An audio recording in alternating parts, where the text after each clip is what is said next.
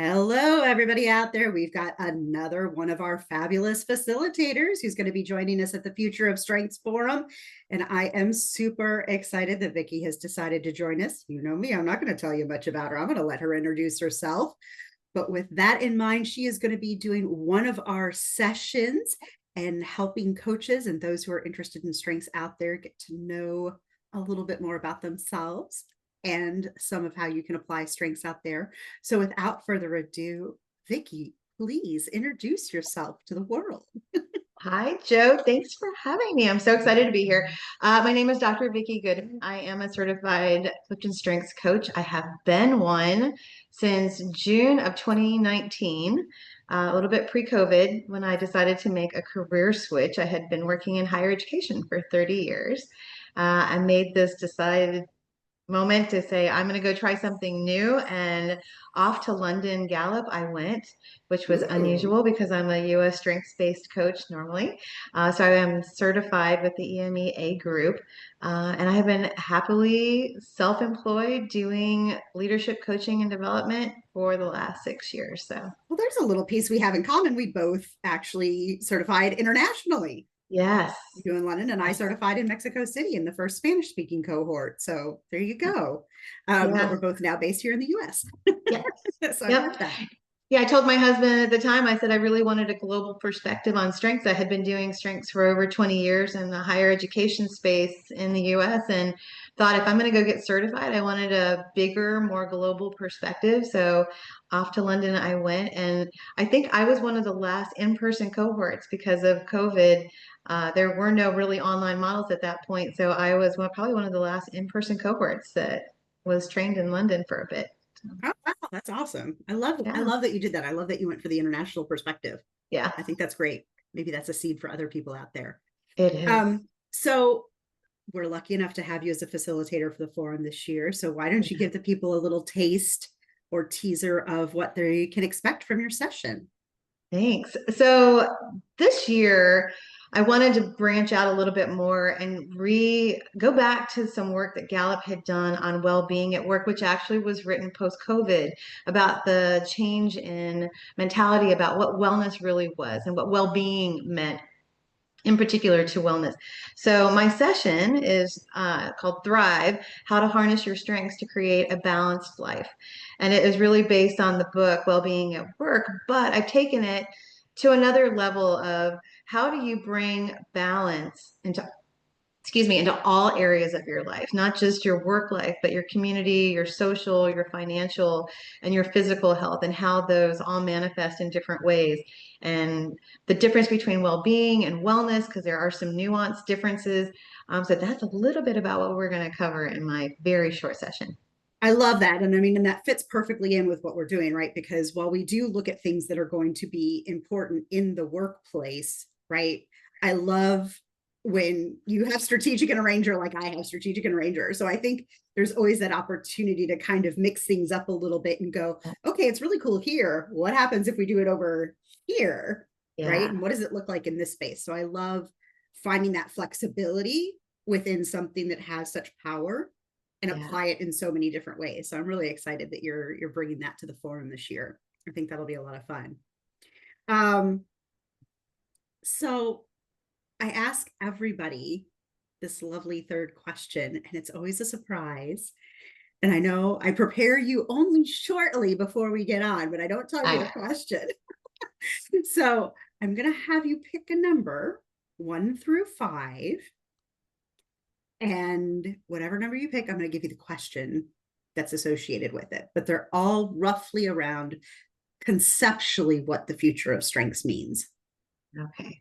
Well, I was going to pick 3 because it's a feng shui number. However, because 5 rhymes with thrive, I'm going to go with 5. That's what Ah, I'm I going to love do. it. I love it. Okay. A lot of people are going with 3. I think people are like happy to go in the middle. It's kind of funny. So 5, I love it. So what does a strengths-based future look like to you? And you can apply that in terms of work, community, yourself, family, whatever space you want to take. But what do you think a strengths based future could look like? Again, if I go back to the concept of well-being, I think that I'll use a little Taylor Swift. I'm in my era. I'm in a new era. Mhm. And I think my messaging has changed as I have changed in my years of adulting in life. And as I roll into a new era, I'm ending one this year and I'm rolling into a new one, which could be the end of my work era. But that doesn't mean that my work ends. And I don't think that well-being ends for anybody. I think that we carry different messages about well-being into all areas of our life. So I think my messaging and the future of strengths is that what is my legacy? And if my legacy at this point is to help other people, whether they're in the workforce and they want to be better leaders, great. If they want to just be better humans and be better at what they're doing in their current space, I think my goal and mission in life now is to help people become their best self, whatever that is, wherever they are. So the future for myself is to make sure that I'm living my most authentic and best life, but I also feel like that's the future for others, is that if they understood and could harness their own strengths and create their own personal mission and own personal plan, well-being takes on a whole different element in their life. And I think that's where I see the future, is if people could really harness their strengths, the potential of exponential potential of Yeah. becoming their best self. I love that. I love how many people that are in this movement are facilitators who are speakers who some of them are the first time I'm ever having any interaction with them. But I love that we who are passionate around strengths are all holding this thread, right? Mm-hmm. Of the power that strengths can have to make our communities better, to make ourselves better, to make our impact really mean something, whatever that impact is, right? I'm trying to get through messaging right now. I'm going through a shift, of what I'm doing. So where I started in strengths, what has always been my heart around it hasn't changed, but how I'm choosing to apply that and move forward at a larger scale is shifting. I'm building some community initiatives. I'm working on my practical strengths manifesto book, 34 words that could change the world. That's kind of where the future of strengths idea came from, was my Right? work with foresight and then going, oh, I want to see what this looks like. I know, right? Right. So I love that we're all kind of holding this thread. And that's why we have Be the Pebble and Start the Ripple, Yes, right? yes, You yes, don't have to change your entire community, but what if you could make a significant impact on the 10 people closest to you? yes. And what would that look like to ripple outward from there? So everybody was just responsible for creating the impact they want to create with the 10 people closest to them, or Isn't that they that so interact with fantastic? most on a Love daily that. basis, however you want to Yes, conceptualize those 10 people, outside of your family, yes, yes. right? And I think that's one of the well-being components that people don't pay much attention to. And when I talk to people in these workshops, focus a lot on work, they focus a lot on social, and kind of on the physical. Financial gets a nod dependent upon what era you are in your life. Young professionals aren't really thinking about their financial future. People like me are thinking about their financial well-being. But that community space is interesting because it means many things to many people. Community can be as small as your family and your group here, and it can be as large as the community that you live in or the world that we're in. And Yeah. so that one aspect of like asking people to identify where they fit into the community is really a powerful question. So I love that you said all Yeah. of those things. Yeah. I think my connectedness consistently gets more and more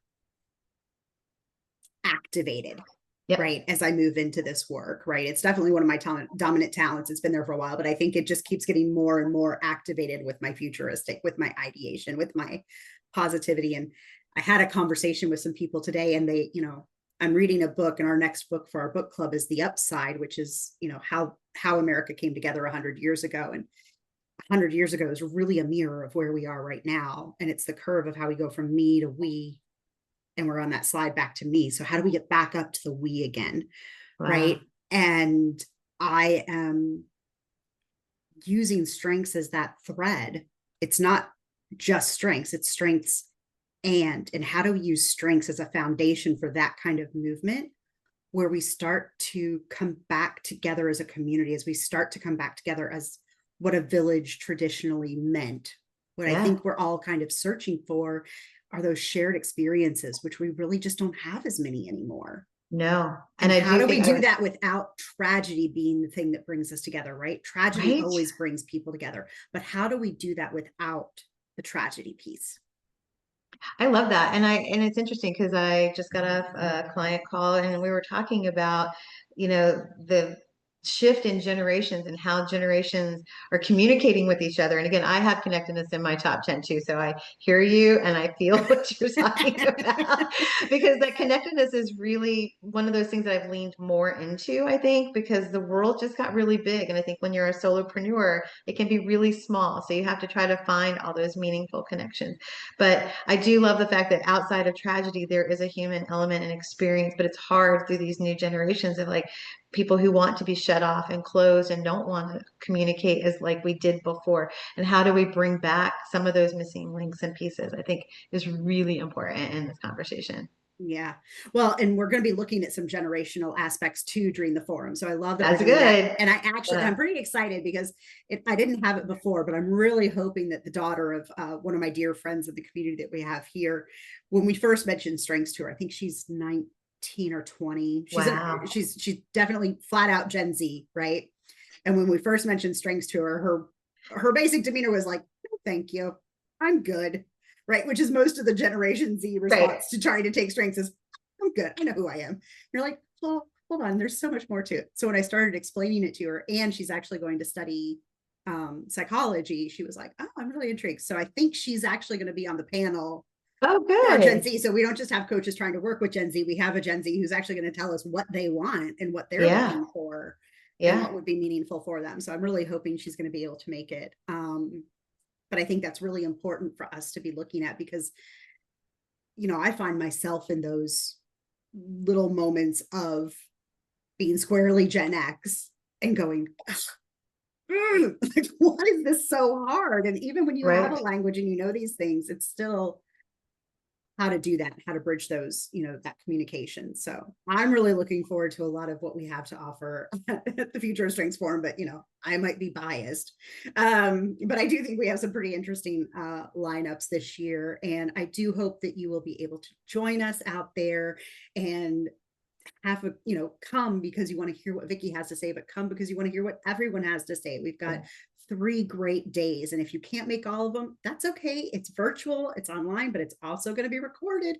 And if you're like, I can't make any of it, but I still want to hear, you can buy the recordings alone. And that still gets you into our pre and post forum workshops that we have. That right now, if you come on in, you will get your speakeasy workshop for free, which was an additional upgrade, but we're offering it for free if you sign up for the forum this week by Friday. So thank you, Vicky, so much for your My time and for your pleasure. generosity to contribute to this forum. I'm really grateful for you and for everyone else who is doing this.